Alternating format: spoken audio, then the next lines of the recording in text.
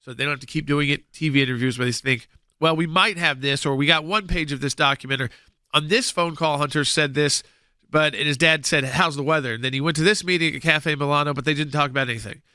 And no one's really under the gun. Cafe Milano comes up a lot. Is that a big deal in Washington?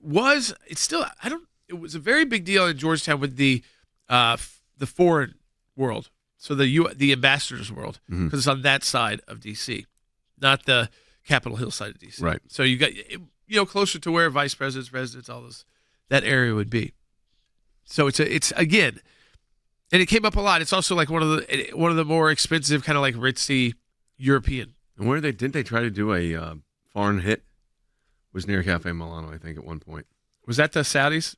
Yeah, the Saudis. Yes, because the Saudi embassy is right around the edge of Georgetown and Foggy Bottom. Do you think this is the right move to go for the impeachment inquiry? I don't know what they've got to say that makes them feel this confident that we should move forward with this vote as Republicans. They feel like this is a must-do. So you have to hope and think that they've got something very strong that they can't get out without moving. That they're not going to get from testimony without having subpoena power and putting people under that kind of pressure. But certainly we kind of can count the votes here.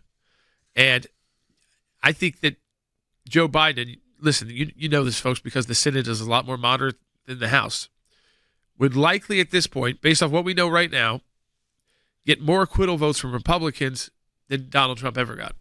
Yeah.